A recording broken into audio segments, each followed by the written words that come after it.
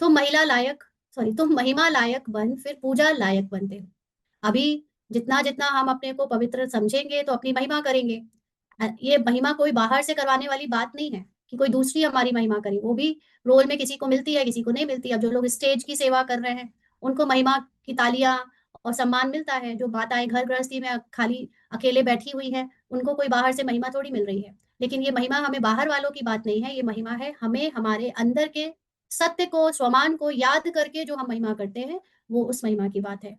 तो अभी हम महिमा लायक यानी अपने को स्वमान में रखने लायक बन रहे हैं, फिर पूजा लायक बनते हो। तो कंप्लीट सोल कॉन्शियस हो जाने के बाद फिर हमको कोई स्वमान याद नहीं करना पड़ता, महिमा नहीं करनी पड़ती। हम उस स्थिति में ऑटोमेटिकली हो जाते हैं, एनर्जी के लेवल पे ड्रामा से बाहर आ ही जाते हैं कि जिसमें हम फिर सांसारिक किसी भी बंधन में बंधते नहीं। तो बाप ही तुम्हारा टीचर भी है। तो तुम बच्चों को नशा रहना चाहिए कि हम स्टूडेंट हैं। भगवान जरूर भगवान भगवती ही बनाएंगे। तो हमारा टीचर इतना ऊंचा है तो वो क्या बनाएगा, अपने जैसा बनाएगा ना। आज आप किसी भी संस्था में चले जाओ, वहां के जो भी निमित्त टीचर गुरु हैं, वो सब जितनी अपनी उनकी स्टेज होगी पुरुषार्थ की, वो ज्यादा से ज्यादा दूसरों को उतना ही बना सकते हैं। तो उनके अपने रोल में वो खुद फिजिकल हैं, इसीलिए वो आपको या किसी को भी जो अपने शिष्य हैं उनको फिजिकल के लेवल पर ही एक लेवल तक पहुंचा सकते हैं। लेकिन हमारा टीचर तो निराकार है, हमारा टीचर तो है ही भगवान सुप्रीम। तो वो तो हमको फिर सुप्रीम भगवान भगवती ही बनाएगा अगर हम अच्छे स्टूडेंट हैं तो। सिर्फ समझाया जाता है भगवान एक है, बाकी सब है भाई भाई। तो फिजिकल रूप में कोई भी टीचर निमित्त बनकर कोई भी ज्ञान देने वाला बने, लेकिन वो है तो फिजिकल ही ना, शरीर का, इसलिए भाई भाई रहता है। दूसरा कोई कनेक्शन नहीं। प्रजापिता ब्रह्मा से रचना होती है, फिर वृद्धि होती है। आत्माओं की वृद्धि नहीं कहेंगे, अंडरलाइन।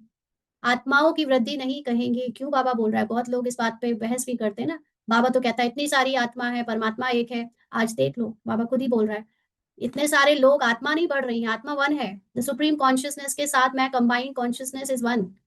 बाकी जितने भी मनुष्य हैं उनके मन इतने सारे हैं, उन मन को बाबा आत्मा कहता है। क्योंकि फिजिकल रोल में बाबा कैसे अंतर करे मन को और परमात्मा को, तो वो परमात्मा और मन कहना अच्छा नहीं लगता, इसलिए वो मन को ही आत्मा कह देता है। तो आत्माओं का तो लिमिट नंबर है। अब लिमिट नंबर है का मतलब, ये बात देखो कितनी कंट्रास्ट है। एक तरफ से आत्माओं की वृद्धि नहीं कहेंगे, वृद्धि मनुष्यों की होती है, और आत्माओं का तो लिमिट नंबर है, बहुत आते रहते हैं। तो अब ये कैसे हो? क्योंकि अगर हम कहते हैं हर मनुष्य के अंदर आत्मा होती है, तो अगर मनुष्य बढ़ रहे हैं तो आत्मा भी बढ़नी चाहिए। और फिर ऊपर से बाबा कह रहे हैं आत्माओं का तो लिमिट है। तो ये सोचो फिर कि क्या मीनिंग हुआ इसका। तो बहुत आते रहते हैं, जब तक वहां है आते रहेंगे। तो हमने पहले भी समझा है, जैसे कोई मूवी होती है उसमें मेन एक्टर जो होते हैं वो थोड़े से ही होते हैं गिनती के, और जो पीछे इतने सारी भीड़ दिखती है, मारी गुंडे और वो सब, वो just for the sake of drama है। मतलब उनका कोई अस्तित्व नहीं है सच रियल में कोई एक्टर का। वो बस है एज एन इमेजेस की, उनको भीड़ बढ़ाने के लिए दिखा दिया गया है।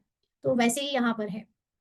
तो जब तक वहां है आते रहेंगे, यानी जब तक संकल्पों में ये संसार का विस्तार है, बाहर ह्यूमन इमेजेस क्रिएशन होती रहेंगी, झाड़ बढ़ता रहेगा। ऐसे नहीं कि सूख जाएगा। इनकी भेंट